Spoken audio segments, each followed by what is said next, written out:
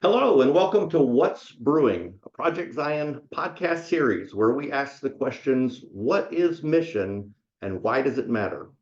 This is actually a special What's Brewing episode because it's our first live event here at Project Zion Podcast. And if all goes well from this point at least, it will be a start of something new and hopefully really exciting. Since this is new to us and to those of you who follow us and support us through Project Zion Podcast, just want to give you a couple quick notes as to how we hope this is going to work. You may or may not know that we are not only live here on Zoom, but we are also posting on Facebook Live and YouTube Live. The Facebook Live is on the Project Zion Podcast Facebook page, and the YouTube channel is the Latter-day Seekers YouTube channel. No matter what platform you're using, if you're joining us through Facebook or YouTube, or if you're on Zoom with us, we encourage you to submit your questions and comments via the chat feature of your platform. Zoom users, please send your comments and questions by direct private message to Kelly Phipps. Submissions from Facebook and YouTube participants will be transmitted to Kelly by our production manager, Ashley Pozo, and I'll take this minute just to introduce her. Ashley Pozo serves as the production manager for Project Zion Podcast. And as I mentioned to those who logged in a few minutes early, she is also my daughter, and she will be handling the behind the scenes stuff for us tonight. And she's going to be monitoring those feeds as your comments and questions come in. We're going to do our best to have our panelists respond to those questions either as we go along or near the end of the event. We have some time for that set aside as well. As you may have guessed by now, the man on the scene who will be sorting through those comments and questions and passing them along to the panelists is none other than my friend and co-host, Kelly Phipps. Hi, Kelly. Hello, Blake. Good to be with you. Good to be back with you too, Kelly, and thanks for being a part of this. For those of you who may not know Kelly, Kelly is a lifelong member of the Community of Christ. He currently serves as professor in the Helzberg School of Management at Rockhurst University, where he teaches in the areas of leadership development, organizational behavior, and conflict management. He also conducts research on the topic of spirituality and leadership. If you don't know him by his name alone, you might well know him as Jill Phipps' husband. Near the end of last year, Kelly proposed a podcast idea to us at Project Zion Podcast based on his observations of changes that had happened, were happening, or perhaps needed to happen in the church in a post-COVID-19 world. And I had the honor of doing that episode with him. If you're interested, and we would encourage you to go and listen to that, it's episode 641 and can be found on projectzionpodcast.org or any of your favorite podcast platforms. So, Kelly, I'm going to ask you, if you would, to give our listeners a little bit of an idea of how we got to this live event. Sure. Thanks, Blake. So the short version is, for a variety of reasons, I was looking for online ways to connect with the church, and I've been looking for years. And there weren't a lot of options. There were a few. And then when COVID happened, that changed dramatically. And so out of personal curiosity, I began kind of tracking all the new things that were happening that I knew about, and my brain looks for patterns and things. And so I started noticing some trends and patterns, and that's about the podcast that you and I did earlier was about those trends. But in my conversations with people about the online and hybrid ministries they were doing, a couple of things really struck me. First one was this unbelievable wealth of creativity being expressed, which is maybe a fancy way of saying no two ministries were alike. Each one of them was doing it very differently. And the second thing that struck me is that many of the people I talked to expressed a desire to be in conversation with other people who were doing hybrid ministries. There was a sense that they were kind of making it up as they went and would love to hear what other people were doing. And so you and I had a conversation after we recorded that episode, and the idea that came out of that was creating a space where people could share what they were learning in the midst of their experimentation. And I am so grateful that you followed up on that and made this opportunity happen. And very much look forward to hearing what we learned tonight. Thanks, Kelly. And yeah, part of that, I think, was I asked you at the end of that episode or near the end of that episode if you had any of the answers to the things that you were seeing. And your answer to me was absolutely not, but that we had lots of that right here resident in Community of Christ. And so we're hoping to tap into that and hopefully start a larger conversation through this episode to encourage folks to give it a shot and try it, because it is really important that we consider our options in hybrid ministry. So speaking of that, I know, and I want to acknowledge that in Community of Christ, there are lots and lots of expressions of hybrid ministry across the church, from low-key book club discussions and small groups to high-end, energetic worship experiences. And our panelists tonight represent a small sampling of what is being done around the church. We hope, again, that it will encourage a wider conversation about the types of ministries that can be done by our congregations, small groups, new expressions, coffee house gatherings, et cetera, et cetera. We did specifically call this episode Hybrid Ministry because we realize that our capabilities with hybrid technology stretches so far beyond worship. So let's meet our panelists. First on our panelist list is James Clark. James Clark and I recently met when doing an episode on the Reaching Out Center of Streetsville, Ontario, where James serves as the financial officer and a member of their leadership team. So welcome, James. Thank you, Blake. Hi, everybody. We also have on the panel tonight Jude Vickery. Jude Vickery is a team member for the Chicago Mission Center Sunday Ministry, and that comprises worship and Sunday school, where he serves as the production and tech guru. He also serves as the assistant financial officer for the Mission Center here in Chicago Mission Center. So he wears many hats. Welcome, Jude. And last but not least, we have Carla Long. You might know her as host extraordinaire of the Percolating on Faith series and several other series here at Project Zion Podcast. And then there is, I don't know, she just got a new job. It's part of, the presiding bishopric. Yeah, that's it. You probably wouldn't recognize that, seeing that she's wearing sparkles tonight. But welcome, Carla. Thank you, Blake. And yes, I'm feeling very sparkly tonight. Thank you so much. It's great to have all three of you with us. And as you'll hear tonight, as they share a little bit about their ministries, hopefully you'll get an idea of the reason why I have asked them to be here tonight. They represent, like I said, a sampling of some of the types of ministries and even the reasons why hybrid ministry is important. So we're going to just go around with our panelists here. I'm going to start with James. And James, if you'll just give us a brief introduction of yourself so our listeners could get to know you better. And then maybe also if you could just give us a little summary of your overall ministry so that everybody can understand what you're bringing to the panel tonight. Will do. So James Clark, I'm the CFO for the Reaching Out group in Streetsville, Ontario, Canada. Nice to be with you all tonight. I've been in the Community of Christ my entire life. So to see this shift to hybrid ministry is quite a change from what I have been a part of my entire life, but great to see, and a great offering for everyone, as we'll talk about more tonight. Our ministry for Reaching Out really is about for everyone born a place at the table. We are all about making sure that our space is inclusive and anyone who walks through our doors is able to be a part of our gatherings, both online and in person. We are trying very hard to insert ourselves into a new community. We've just recently opened a building back in September. And so we are really trying to become a part of that community and show what Community of Christ can be in that area.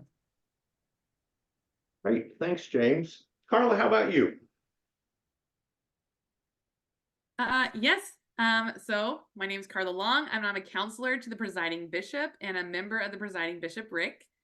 I'm a mother of two adorable kids, Leah, who is 5. She just started kindergarten, and Ari, who will turn 4 on Leap Day. So it's coming up this month, and he is super duper excited. Some people keep telling him he's going to turn 1, and he is quick to remind them that they are absolutely wrong. He's definitely turning 4. My husband Kuzma is from Ukraine, and he is a 70 in the church. And my job before my current job, I was a seeker minister in Utah. I was the pastor of the Salt Lake City congregation in Utah, and I was working seeker ministries. And so that's where most of my expertise, oh gosh, it's so scary to say the word expertise. That's where most of my knowledge about this comes in handy. So I'm going to be talking a lot about my time in Utah. Great, thanks, Carla. And you all heard it. She is the expert of the group, so please direct all your questions toward her. Send them through Kelly, but direct them all toward her. Okay, and Jude, how about you? Yeah, my name is G. Vickery. I'm an elder in the Community of Christ. Like James, I've been in the church all of my life. In fact, my dad was, my parents have been in, grandparents. It goes on multiple generations in the church, so I have a lot of history. Um, I've served in mission center leadership for most of the last 20 years in one mission center or another. And I've been a pastor, youth leader, counselor, and various other roles throughout that whole time. I'm somewhat of a musician. I have a lot of, I have some experience with sound equipment, including recording and recording development, including live sound for like bands and things like that. I've done some of that. I'm also a photographer. If you've been looking, see the pages of the Herald, pictures in there, bulletins, the Sunday morning bulletin, if you get those, and also publications that the church puts out. Oftentimes they will use some of my work there. So it's likely that you have seen it, even if you didn't know it. And then I've also been right in the middle of the tech world and how it relates to Community of Christ on all of these local areas where I've been working, and including bringing that tech to bring people and tech together so that it makes ministry more accessible in terms of, what you see, like words on screens, how do we connect with each other, and so on. Jude, thanks. For those of you who are looking at Jude and saying, gosh, that face looks familiar, it may be because you've probably seen him either hanging from the rafters or climbing under the tables at conference taking pictures. He likes the up and close view. And also, I wanted to say, I forgot to mention when I was introducing the panelists, in case you picked up on the fact that they all have a financial connection, you do not have to have a financial connection to do hybrid ministry, though it doesn't hurt to know someone who does. I will just say that. But you do not have to be a financial officer or a bishop to do hybrid ministry. So Kelly, I'm going to turn it over to you for a question for our panelists. Yes. So before I do that, actually, I get the benefit of seeing all the conversation going on the side that you don't. One of the things we had hoped to happen in this gathering was for people to be sharing some resources, and I've already heard about one I was unaware of. I'm going to send it all out to you. It's courtesy of Dookie Bishop passed this along. It's apparently a Facebook group.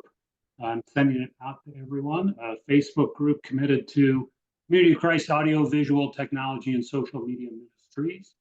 So it's a resource I wanted to make sure I didn't drop in the comments in the last minute of our time, so you didn't have a chance to capture it. So with that out of the way, let's start with our first question to our panelists. And I'm really curious to know, what about the context of your ministry drew you to consider a hybrid format? So what about what you were trying to accomplish caused you to consider hybrid? Well, I'll go first, Kelly. I'll jump in if that's okay. Please. Like a lot of people, our foray into hybrid worship ministry came during the pandemic. I was pretty serious, though, about taking the challenge and turning it into something that could be helpful for the church. And I'm really glad I took that attitude, because it would have been really easy to get like mired down in all of the craziness that has to happen behind the scenes. But it turned out to be such a wonderful thing for the Salt Lake City group. Now, there are a few things that I want to mention. One, when we were in full lockdown for the pandemic, I wanted to find ways for people to interact with the church, and not just in a worship way. And I'll get to that in a second. As to worship, though, we would have Zoom church 3 times a month.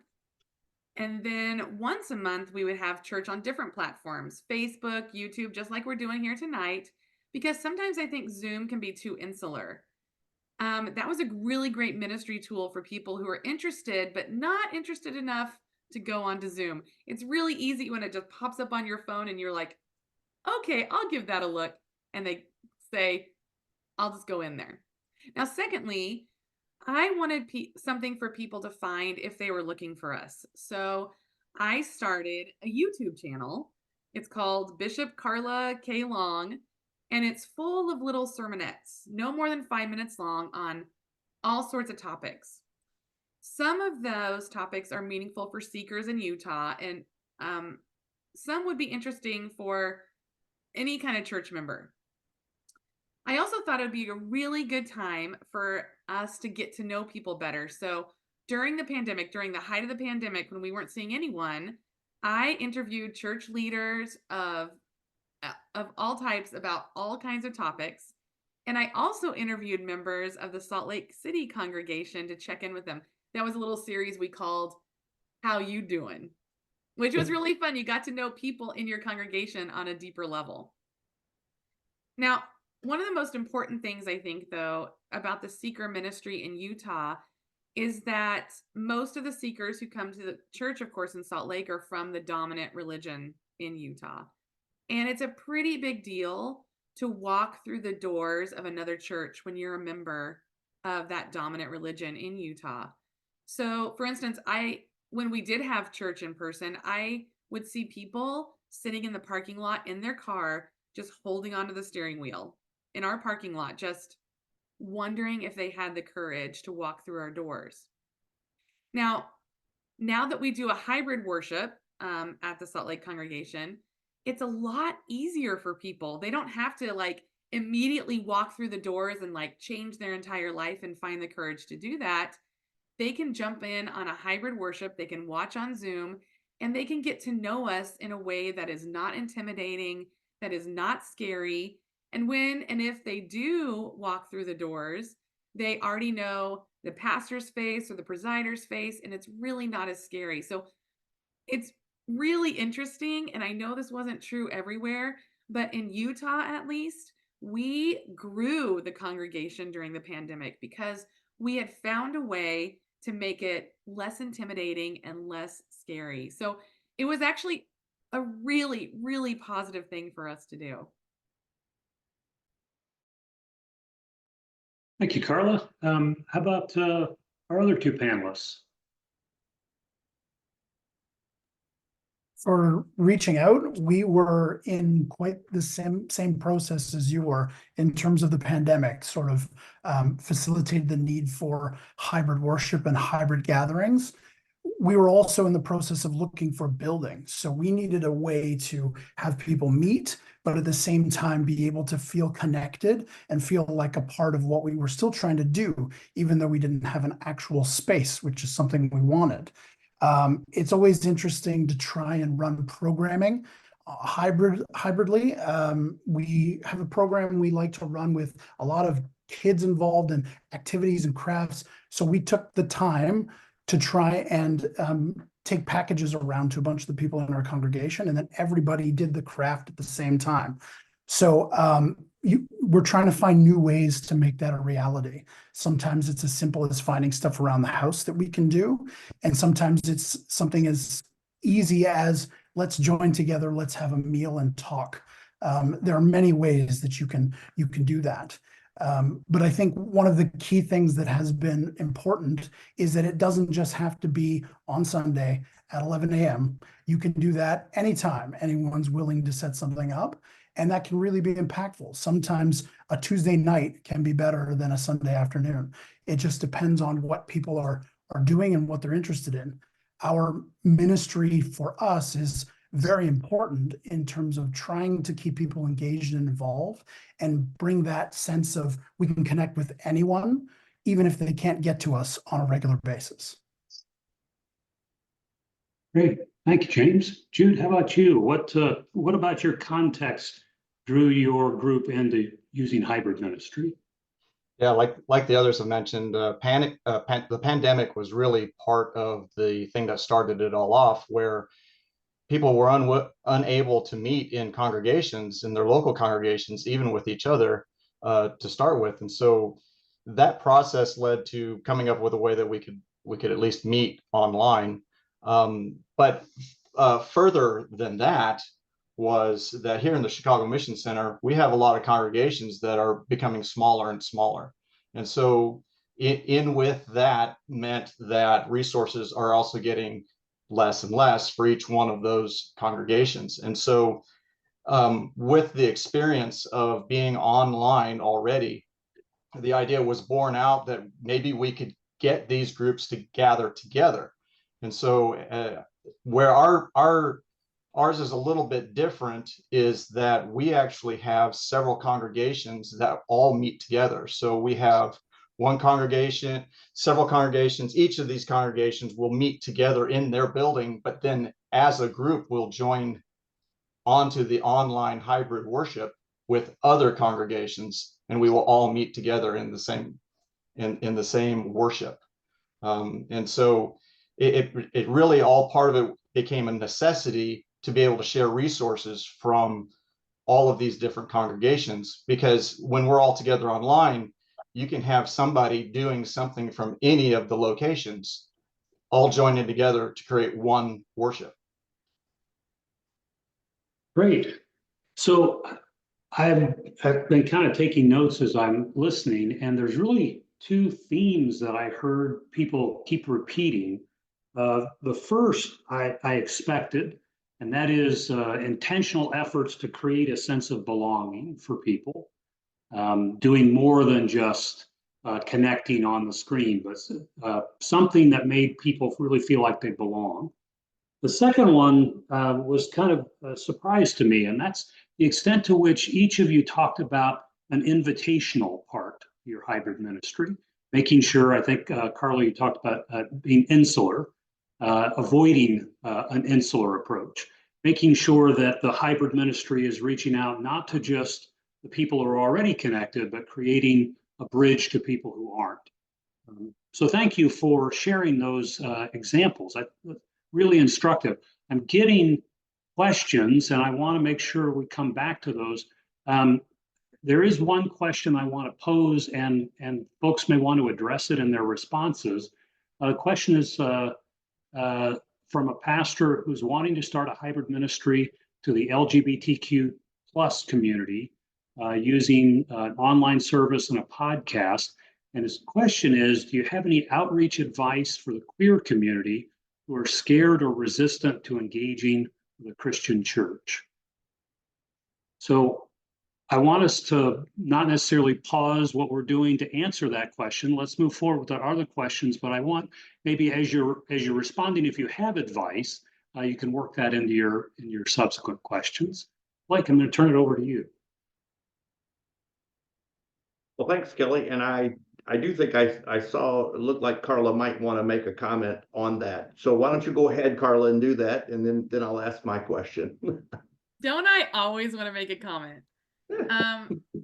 Hi, Benny. It's good to hear your question.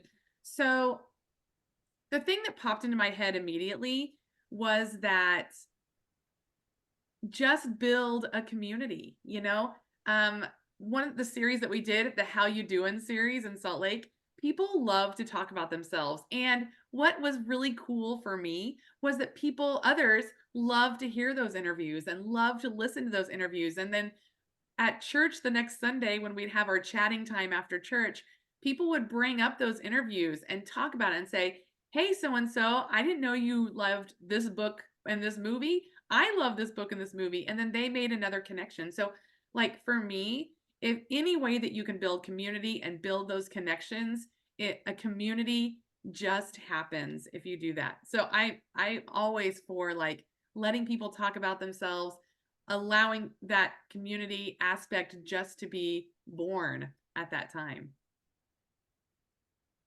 Thanks, Carla. Thanks, Carla. And we may have some additional responses to that question as we go along as well. I want to just say real quickly, again, for those who are joining us by Facebook and YouTube, you may have heard Kelly mention that he would put out the information in the chat. We will also try to make sure that any resources that are recommended are put in our show notes for the episode so that you don't miss out on that. So, and I want to change the question here just a little bit and hear from you guys.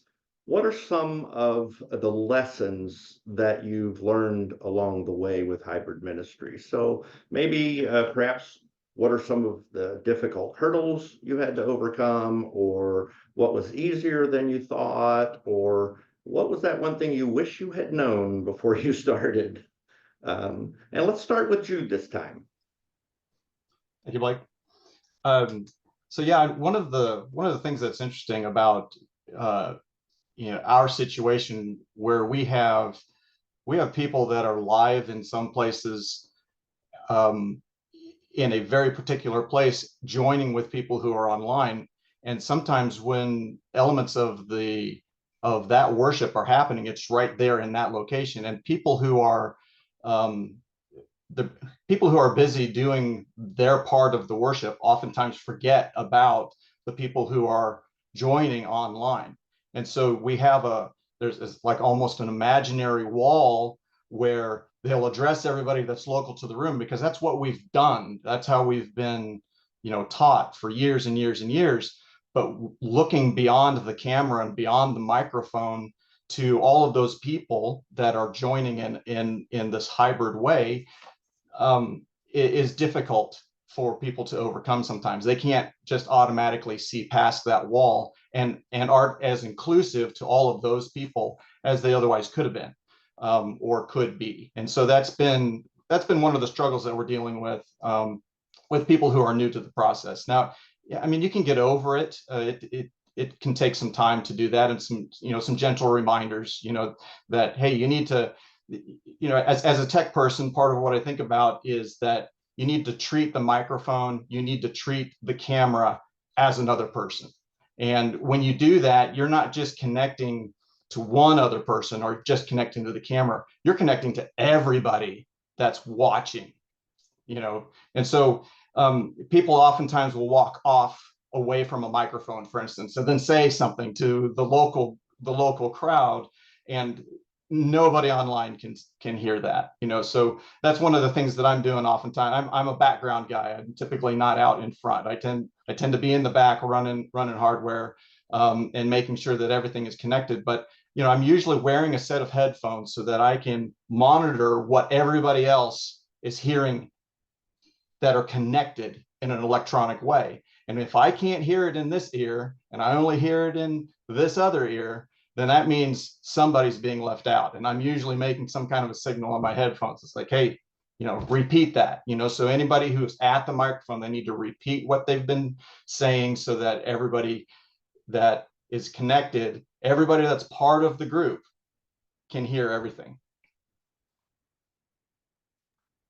Thanks, Jude. Appreciate that. James, what about you in the Reaching Out Center? So for us, I think one of the hardest things to overcome was to be okay with chaos and be okay with not being in control. Whether it's someone taking too long to get off mute to say a call to worship, or there's a dog barking in the background, or what have you, people singing off of mute and not always on key. It happens. But our gatherings are usually so set in what we want to do. Okay, we'll do our call to worship, and then we'll have our message, and then we'll take up the offering. But being okay with that chaos and that unknown happening has really helped us. But the only way you can get over that is with time, trying to do it over and over again and trying to get better every time. Something that was easier than I thought it would be the uptake and the ability of people of all ages to be able to get on these devices and connect and speak and be able to enjoy the service. It took time. It took energy. Sometimes I was IT, so a phone call during the week to try and test it to see if it worked, and then try to replicate that on Sunday, is something that happened for us. But I think it becomes easier over time. It just takes practice like anything else. And I think one of the things that I wish we all had hindsight on was a bit of training, having some time to have people around and train on this. Obviously, a pandemic and lockdowns is in no one's playbook of the future, but having to do that in real time, sometimes on these gatherings before the service starts, is something that happens, but it just takes time and effort. Great, thanks, James. And Carla? Well, what I was going to say was a lot of what Jude and James already said. We had a big learning curve in the Salt Lake congregation to remember to repeat things into a microphone if something was said in the congregation, or make sure you do everything you could possibly do to make the people online feel as if they are actually there and they're an important member of that congregation. And so I mean, that means allowing them to give to the disciples' generous response, making sure you remind them to have bread and juice ready if it's communion, anything that you could do to make them feel like they are in part of that community is really important. And that was a big kind of a learning curve for us. The other thing that I wish I would have remembered more often is that the people online were incredibly forgiving and loving and caring, and thank goodness they were. If something messed up and for some reason they had no sound at all, sure, they would let us know, but they would say, you know what, it's totally okay. When they would see me scrambling up front or trying to figure it out, the people online were just so kind and just really, really generous. And I was so appreciative every single time. And I made sure to message the people who were there to say, thank you so much for your patience. We'll do better next week, or we'll do better again. So those are the two lessons that I learned in a really, really big way. Thanks, Carla. And as Kelly said with the last question, there seems to be some themes. I think the one that stands out for me is the intentional inclusivity and really being open to hearing the feedback that comes in so that you make people feel welcome, whether they're gathered in a local place or whether they're logging in from online. I know that there are lots of things that we don't consider because we've done things in a certain way for so long. And I think one of the distinctions that stands out for me, and it sounds like you have all captured that, is understanding the difference between streaming and hybrid. So tonight we're actually doing more of a streaming thing, although we are taking comments and questions from everyone. This is kind of a one-way communication in a lot of ways, but in the hybrid ministry we do, making people feel welcome seems to be really part of that belonging aspect that Kelly was talking about earlier as well.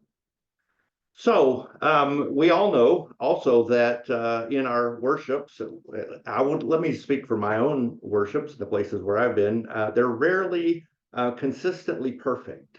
So there's always a snafu, or somebody forgets it's their turn, or those kinds of things. So giving ourselves some grace with that as we engage in hybrid ministry is expected. And I think, as Carla mentioned, a lot of times people are just gracious that we are trying the best we can to include folks, and they can tell if we're doing that. So, but technology often gets in our way, as it did a little earlier this evening. And speaking of technology, I want to spend a couple of minutes with the questions of technology. And my question would be, what kinds of equipment or resources does the version that your ministry uses, what does it require to do that hybrid ministry? Is there a bare minimum that a congregation would need to get started? Is there special software required? I did hear the need for training, but can someone with little training make this happen? So a question for you about technology and what it requires. James, you want to get started? I know you mentioned a little bit about training already. How about you get us started here? Sure. Yeah, I think that one of the keys that we have found that we do need is a solid sound system. I think, having that microphone being able to project sound, especially if you're not able to tap into a sound system specifically. So we're at the point for us where the microphone and the speakers is our way to project sound into our Zoom meetings. We're trying to figure out a way to get those connected into a sound system specifically. So I think that's a really key piece of technology. And one thing that goes with that is someone has to stay on and monitor what's going on online. Jude, you made a great point about hearing what people are hearing, but at the same time, being able to answer questions in real time on chat. If "Hey, I can't hear this or this I can't see or whatever, will help you get better in real time. And sometimes those can't always be fixed right then and there, but at least you're aware of them and can focus on them for the next time. We use Zoom specifically. We've invested in Zoom at Reaching Out so that we can, use it on an ongoing basis for whatever we need, both from a service standpoint and from a planning standpoint for our services and for our budgets. So we felt like that was a good opportunity for us, but there are other platforms you can use, such as Facebook as well, could be a good one for you as well, but there is some setup there too. I think anyone with minimal training could do this. I think people have gotten used to logging on to Zoom calls and other online platforms based on the pandemic and work and other things. So I think there is a level of simplicity with that. I think these platforms have tried that.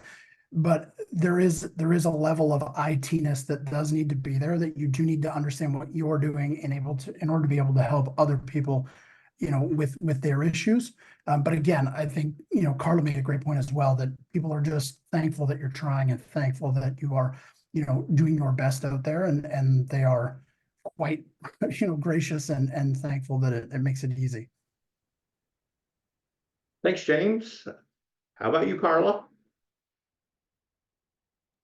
Yes. So during the pandemic, I don't know if it was 21 or 22, but a group of international church members got together, led by Robin Linkhart, and we created a document on how to do this. And we worked really, really hard on it. There's like pictures in it. And if people are having a hard time figuring this out, you can find this document. It's called Supporting Hybrid Worship. It's at Harold House. You can find it at heraldhouse.org. And it is a fabulous tool. I'm sure that it needs updating at this moment, but for the most part, if you're looking to get started with something like this, that's the place to go. I could tell you what we used, but I'm not super IT type person either. So what I use, maybe we kind of hobbled and some stuff together to make it work in Salt Lake. I think they have a better setup now, but that document, Supporting Hybrid Worship, would be a really, really great thing to look at. Thank you, Carla. Thanks for bringing that up, and we'll make sure that reference is also in the show notes as well. And Jude, how about you? I started off laughing here because I mean, our experience is so much different than what has been explained so far by Carla and James, in that, we have several large groups that are meeting together, and where I could say broadcasting from, but where our control center is, so that we can kind of monitor all the IT backends, we have a live group that meets there as well. So not only do we have the maintaining the connection to everybody outside of the congregation that we have to pay attention to, we also have to maintain all of the connection inside the congregation for everybody that's there, so that they feel like they're a part of it. Because even the people sitting there can feel outside of what's going on if it's all directed only at what's going on online. So probably unfortunately, for Blake, I've been involved, and I make things very complicated sometimes, in terms of the actual hardware setup, but that makes it much more streamlined for us to actually do what we need to do. So we actually have 3 people that on most Sundays are running all of the hardware required to make the congregations of various different groups all be together in one large worship. And that extends even to we have TVs in the front of each of the congregations so that they can all see everybody else that's Zoom. That has a computer and a camera that faces the congregation. So then where we are, we get to see the congregation. And so they see us, we see them. It's full two-way. You just have to think of it in terms of if you were sitting with your phone on Zoom, well, you could be looking at a congregation that way, and the whole congregation could be looking at you. So there's multiple levels that we have to deal with there. Would I say that you have to do that?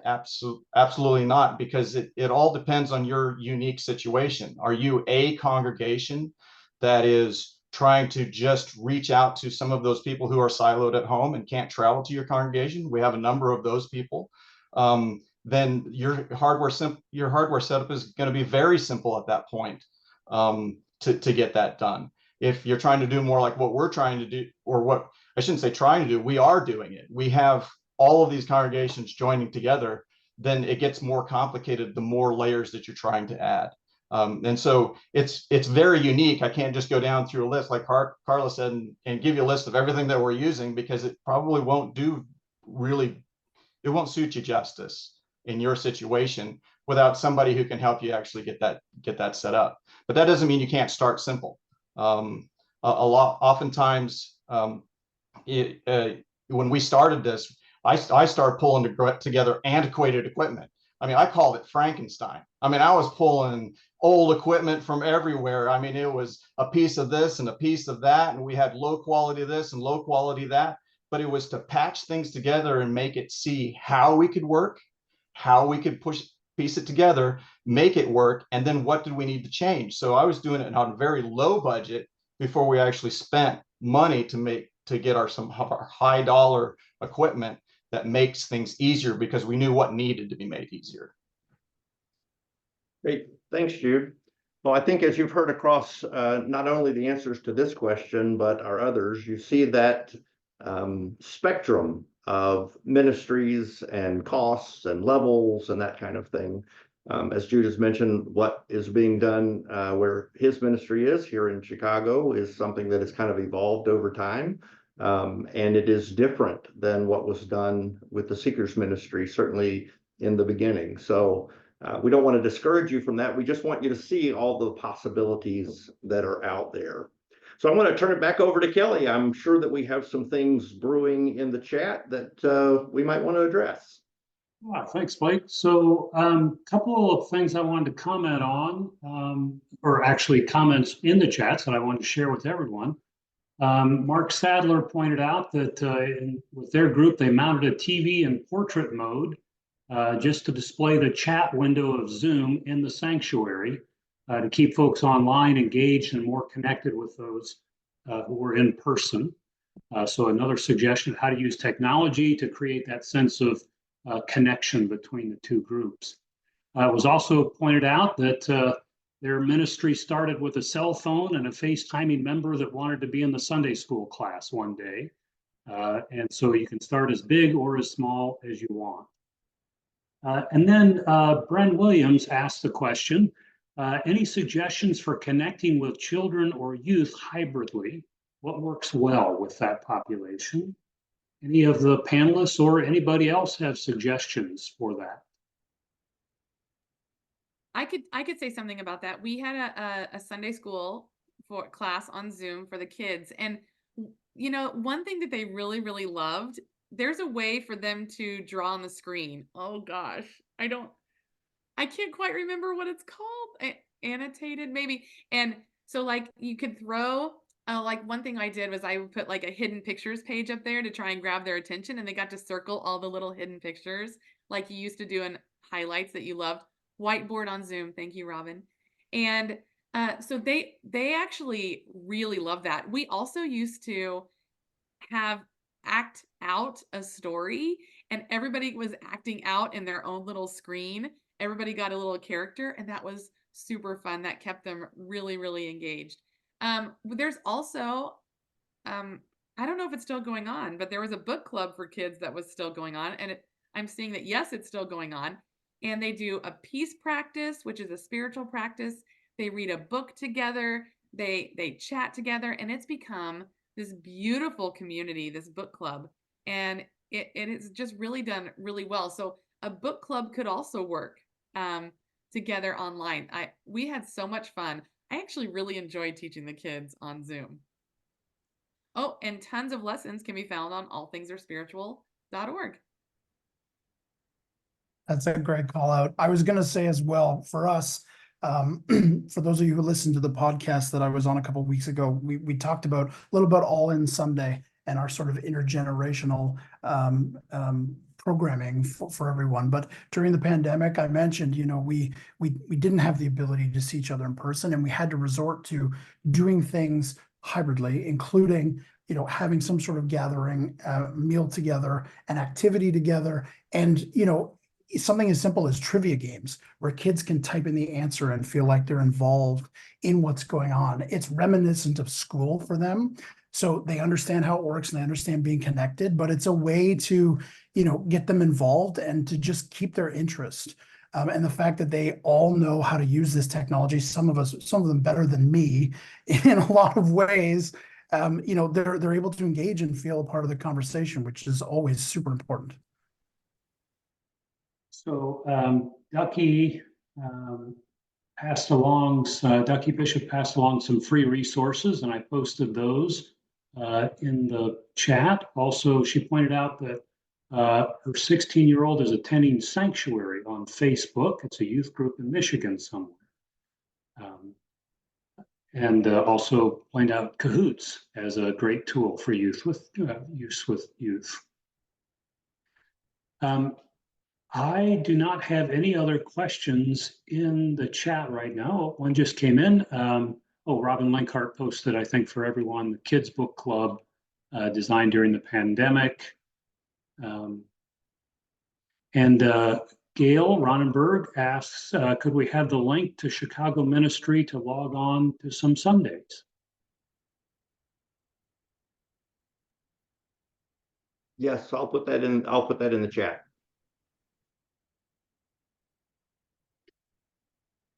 So I don't have any other chat questions coming in, but I do have something that I would love to hear from the panelists. And that is, what's on the horizon for you? What are you thinking about trying next, or would love to have the resources to try next?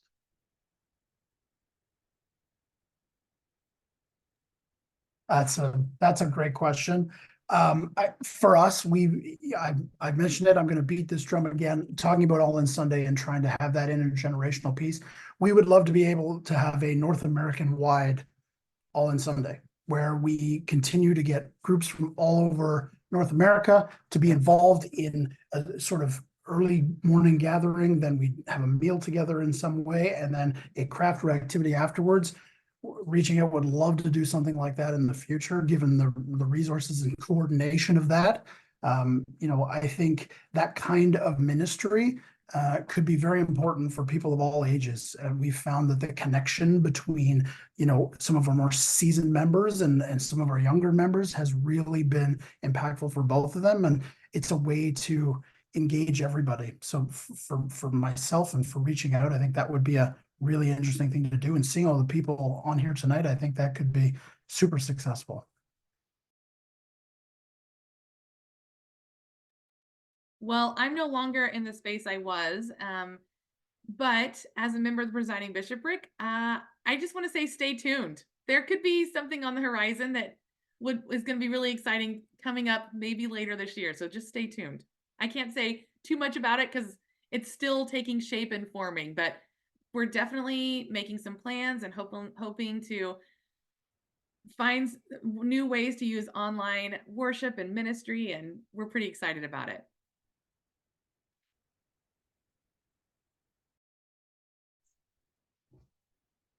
Jude, anything you want to add? Yeah, I was just saying, we don't have a lot specifically planned, but what I can say is that we're excited about the fact that in the way that we're doing things, that we've been able to jump past geological boundaries, for instance. So it's not uncommon to have an apostle come and speak for the worship service. Art Smith just spoke this last Sunday.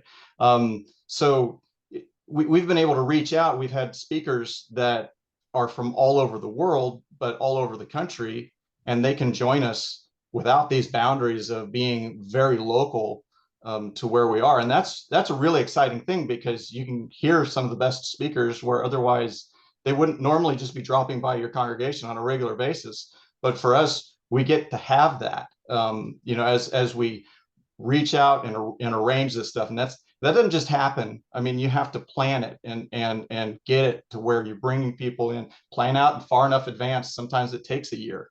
But if you're intentional about it, you can do some really good programming by using a hybrid method that otherwise you wouldn't have access to. And that part of it is very exciting.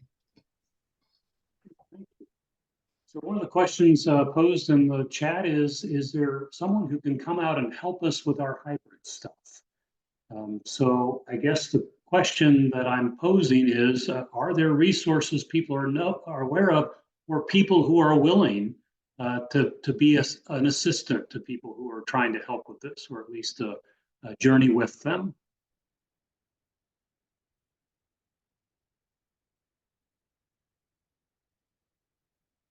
I'm assuming we're talking about more of a hybrid, like an equipment process of trying to put some of that together. I mean, is there, or is it the whole thing? Any more follow-up on that? I don't know the answer to that. What I would suggest is, if you are willing to be of an assistance to someone who's trying to set this up, if you could message Blake or myself and let us know, we can be sure to pass that name along. I don't want to call anyone out and volunteer them for a specific assignment, but I know there are folks on this call that may be willing to do that. And I would just say, of course, go speak to your Mission Center president or Mission Center financial officer. They probably know what's going on in your Mission Center, and maybe someone around your Mission Center or closer to you would be able to jump in and give you some good advice too. I've already had 3 volunteers. Oh, excellent. And I would just add to that hardware wise, I mean, there are people who specialize in hardware in almost every sizable town. Think past the money for a minute, and you bring these guys in to design something that works, but you have to have a plan. What is it that you want to accomplish? And when you explain that to them, they can give you hardware, examples of what they could do. And they could range anywhere from the cheap to the expensive, but some of those guys are really in touch with what the new stuff is and the stuff that it does. And you can bring them in and have a system designed for you that would make that work. So I hope it's okay that those of you who messaged me volunteering, I'm going to read your names out loud. You may be frightened by that idea, but I very much appreciate your willingness to. So Benny Blevins said, I'd be happy to help. Who else did I see? Michael Butkin said he'd be willing to help as well. Benny Blevins and Mark Sadler all said they would be willing to assist. So again, that was one of our objectives, was to start connecting people. And so thank you very much to all who are willing to volunteer to help. And so those of you who are looking for someone to help you get things started, those are some names that we can Blake and I will capture those names, and you can email either Blake or myself, and we'll pass those names on to you if you didn't catch them when I was reading them. So I think we're at our time. Blake, I'm going to turn it back over to you to wrap this up for us. Well, thanks, Kelly. I do want to say something that came to mind for me that I want to just lift up, and we won't take the time to go into it now, but when we are doing hybrid ministry online and projecting to other folks, specifically things if we're also streaming or posting. We need to be real careful about copyrights and doing the right thing. There may be some things that we think we can get away with, but the ethical thing for us to do is to observe the copyright laws and to abide by those things. So I will tell you just in quick that there is nothing on YouTube that is legal to use in streaming, except if it is on the Community of Christ channel or otherwise explicitly offered up. So there is no license that would allow that. So if you have a CVLI license, just because it says video license, it does not include YouTube. If you have a CCLI and a streaming license that allows you to use the master recordings from particular artists, that gives you only the sound audio version, the right to use that. Your CCLI license and your one license will allow you to reprint the lyrics. Nothing covers the video. So there are ways to beyond the walls your own video lyric that are on there along with those things. But I just not done want to lift that up and say if you have any questions about that, we can put this in again the notes as well. But beyond the walls leadership, or you go to YouTube and if there are additional beyond the walls, you can always curated lists. Reach out to me as well. Beyond the walls, my put in curated list. It will give you chat in numerical order the hymns that they have recorded and are available. I just want to thank you all, and those are very helpful, especially with my co-host Kelly that has difficulty singing because most of them have vocal initial prompt for otherwise general content acknowledgement is not so much in resources available to us, and there is no license unless something happened in the last few weeks. Kelly, not only thank you for the original episode that we did, but for being a part of this tonight and for kind of getting us to this place. It's been very helpful. If I could share one last thought, the image that keeps coming to me over as I've listened, I grew up in a relatively small congregation. And so for me, this idea of being a small group connected to a larger community was always a part of my church experience. And everything that you guys are talking about doing is just that, connecting smaller groups of people to a larger movement. And so everything we're doing is consistent with our identity and our mission. And I'm so grateful for the work you're all putting in. So thank you.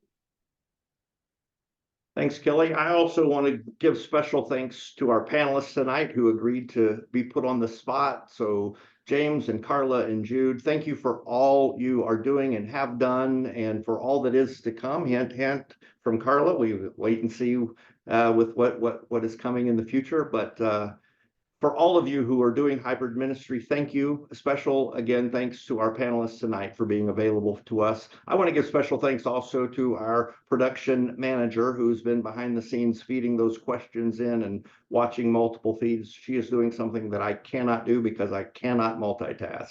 So thank you, Ashley, for helping us to get this going. And when we do our next event, it will be even smoother in the beginning.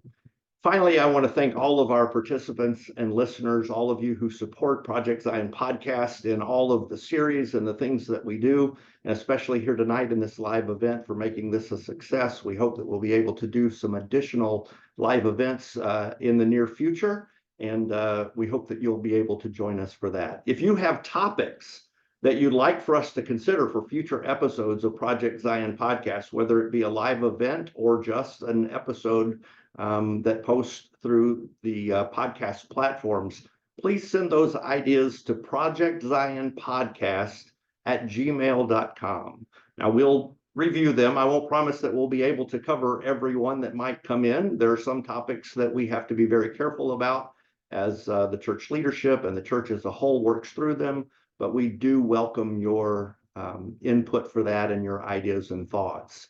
So to hear more from Project Zion Podcast, of course, you can go to projectzionpodcast.org or find us on any of your favorite podcast platforms. Thanks for joining us. We hope you have a blessed day. And as my boss and the executive director of Project Zion Podcast, which I also should say thanks to her for giving the approval for this, Apostle Robin Linkhart, ends her episodes by saying, go out and make the world a better place.